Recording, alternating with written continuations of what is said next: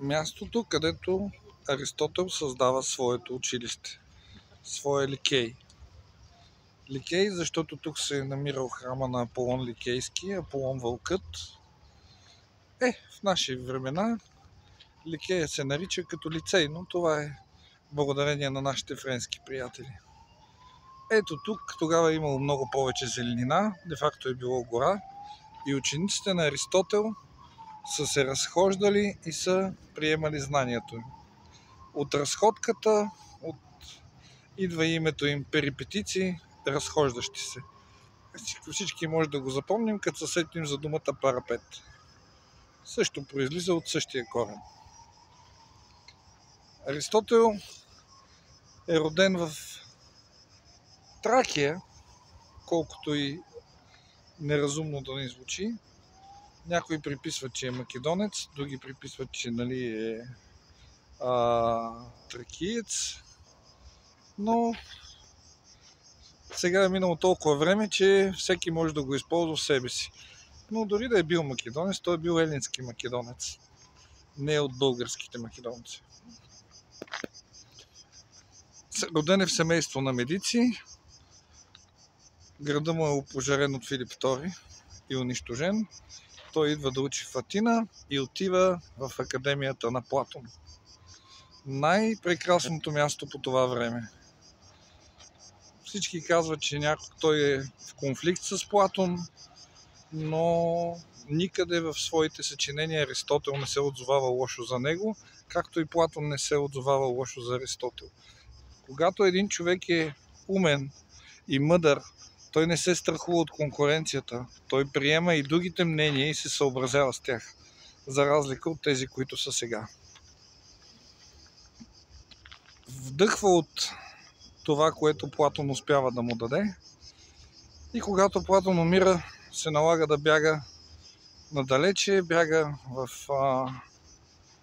при своя приятел Горги, който по това време управлява Отроб, става управител на една област в Мала Азия, която е близо до остров Лесбос, и тогава Аристотел с учениците се заселват там. Но персийците решават, че Горги е предател и той крои заговор с македонците и с другите елини и решават, че ще го убият. Убиват го и тогава се налага Аристотел да бяга. Връща се и в този момент идва поканата от Филип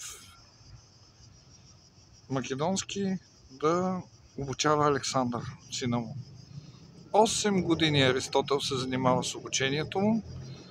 Само да сравним, че за това време това е било не много дълъг срок за обучение, това е било сравнително кратък срок.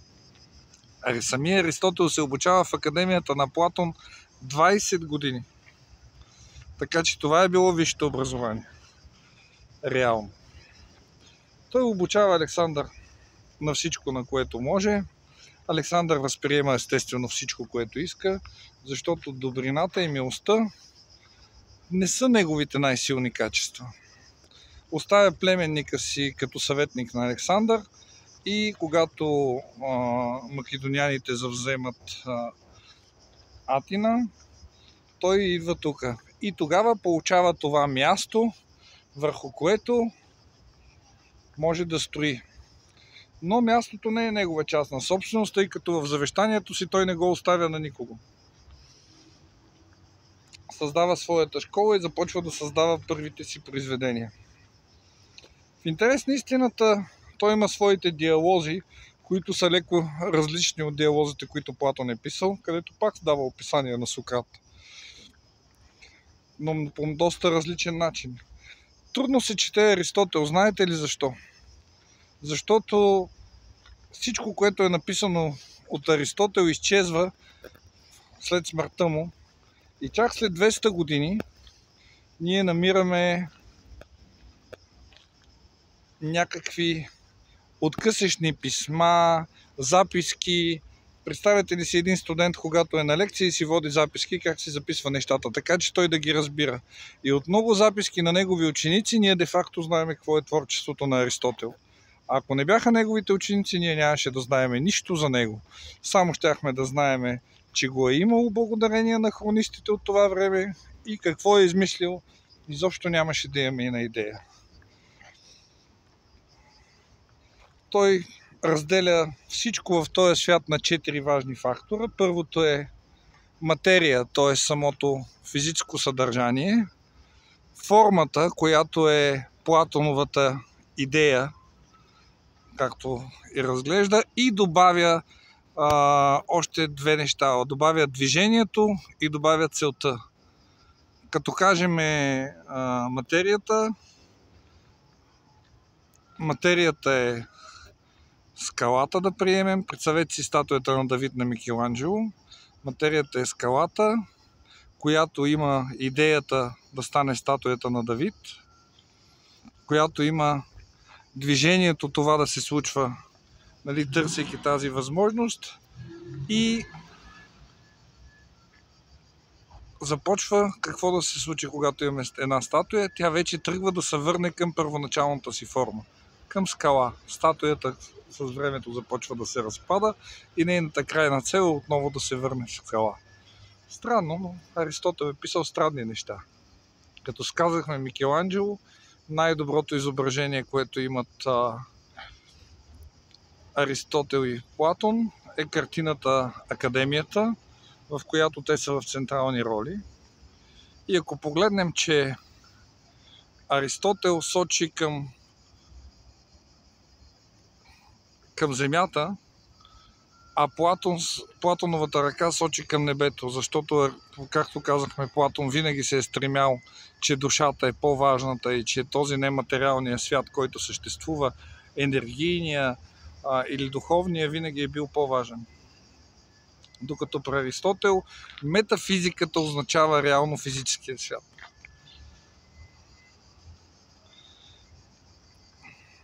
Странно нещо, но благодарение на Аристотел той залага основите на 2 свята. Единият свят е света на този, който имаме, подлунния свят, в който се включва Земята. Естествено, геоцентричната система, че всичко се върти около Земята, и над този над Луната съществува другия свят, където е светът на ефира, където е светът на лекото, на ефир, идеята, която е. Между другото, в латинския, когато са предвеждали Аристотел, одеве като говорихме за форма, това е същия символ, който е за идея при Платон, но при превода на латински просто е записана форма вместо идея. То така и оттам обяснението на земното претегляне, което Аристотел дава, как всичко леко се стреми към ефира и към небето, а всичко тежко се привлича от земята. Дима, нали, една от перото, то е нещо, което се стреми към небето, докато камъка се стреми към земята и затова ги имаме тези камъни.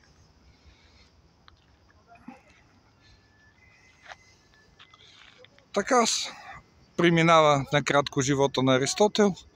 Важното нещо е, че при него разликата между добро и зло е много по-материална, отколкото при Платон. Той е бил човек на живота. Даже, понеже племенника му, който остава при Александър Велики, в един момент започва да спори с Александър, когато Александър изпада вече в неговата психологична криза. И нямаше как един психолог да не търси личностните проблеми във великите хора. И Александър убива на пир най-добрия си приятел, след това убива и племенника на Аристотел. И много дълго са обвинявали Аристотел, че той е убил Александър. Че той е намерил начин да го отрови. След като е толкова умен и познава всичко, значи той е убиеца на Александър.